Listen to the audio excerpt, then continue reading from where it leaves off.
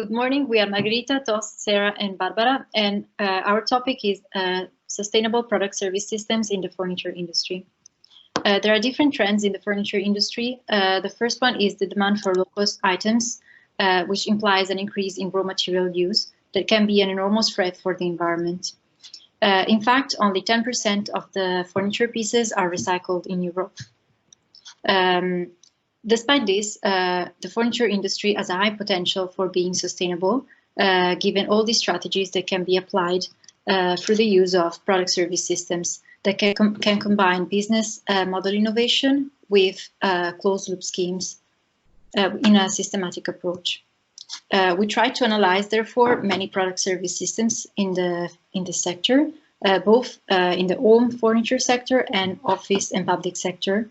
And we found out that the home furniture sector is the most interesting to analyze because it's the most influenced by trends in styles, and instead in the office sector there are already some PSS established.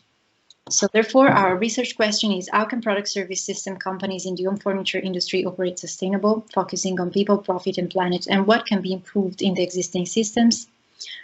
To answer this question, we analyzed Furnish and Kayo. Furnish is a subscription-based furniture service, whereas Kayo is an online furniture reselling platform. They both sell home-quality, durable furniture, but their services are different, and also the ownership is different, because in the case of Furnish, it stays on the company, and in the case of Kayo, it's shifted to consumers. Also, the payment structure is different given their different kind of services. We tried to analyze both cases with a bunch of different methods. We're going to highlight the value mapping tool, which is a tool that highlights the value captured, the missed values, and the negative values of a company. For Kayo, the value captured, since they are in charge of the entire supply chain, they have a pickup service, they store the products, and they bring it again to the new owners. This is a really good value captured, but that also brings some negative values with it, because with the storage and the transportation, they emit a lot of energy. Kayo does try to neutralize the carbon footprint by planting trees with every purchase. They also determine the price of the products, which means that they also always have a fair price for each product.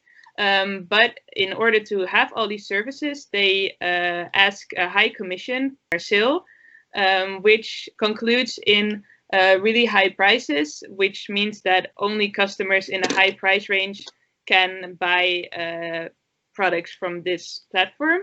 Regarding the causal loop diagram, which is another analysis that we did, shows factors that influence each other. The most important factor for Kayo is the amount of second-hand purchased furniture that will decrease the benefit for the planet by increasing the newly purchased furniture and decreasing the amount of planted trees per purchase. And this also increases the jobs creation. And of course, the amount of second-hand purchased furniture increases the profits of the company. It also has some negative impacts, like the decrease of the profit of local second-hand businesses and the high transportation emissions. Okay, regarding the value capture instead by Furnish, we can say that it is offering to customer the possibility to have a flexible access to furniture by allowing them to manage their subscription with swapping furniture and extending the contract. Moreover, they also can count on an easy moving support, assembly and arrangement of them. However, this comes at a high price in terms of subscription and thus not allowing low income to access the system. And moreover, lowering the perception of furniture value because Furnish is retaining the ownership of the items. Instead, they are also capturing value in terms of visibility and expanded customer base with their partners of furniture producers, and also they are growing the reciprocal brand reputation. However, they are not really diversified in terms of partners and items purchased, and also they're really dependent on these external furniture producers for the supply. Moreover, by optimizing the use of the items a long time, they are reducing the new material consumption. However, they are not capturing the value in terms of transportation because they're still using petrol for powering them. And by the take-backs program and also transportation processes, they are increasing the job positions. However, the system is just directed towards the high-income part of the society, is not accessible to everyone. Instead, in terms of the causal loop diagram of Furnish, we can see that the elements are dependent on the number of furniture rented, and thus allows to increase the cycle of usage and lower the production of new furniture and new material consumption, thus being positive for the environment. Also, the increase of subscription and furniture rented increases the job positions. However, this comes to also increase in the sanitation and refurbishment processes and transportation that lowers the costs and also increases the consumption of material and energy. With the use of all of these analyses, we try to compare the two cases. The most important similarities that they have is that both companies are in charge of the entire supply chain. They transport and they storage all the furniture, which means that they emit some greenhouse gas emissions with that. Both companies do not show an explicit intention in using renewable energies. And the difference is that Kayo does try to neutralize the carbon footprint by planting trees with every purchase. In order to answer the question, how can product service system companies in the home furniture industry operate sustainable and what can be improved in the existing systems, we made suggestions for both Kayo and Furnish. Furnish can enlarge their customer base and partner networks.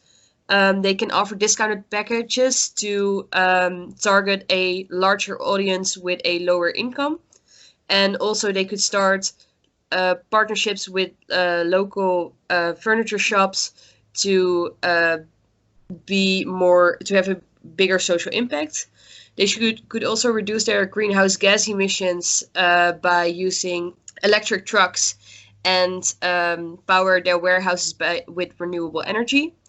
And at last, they could introduce strategies for regenerating flows by starting agreements with partners to verify that they use regenerating flows. Kayo could improve their business by targeting a larger audience by selling lower priced products, so they could also be more inclusive. And also they could give customers the opportunity to take care of price and pick up themselves, so they have more insight into the commissions and they have more impact on the commissions. They could reduce their greenhouse gas emissions by using electric trucks and power their warehouse by renewable energy. And also they could increase their dependency on external supply by starting cooperations with local secondhand stores. And keep and encouraging customers to throw away their furniture. That was our presentation. Thank you for listening.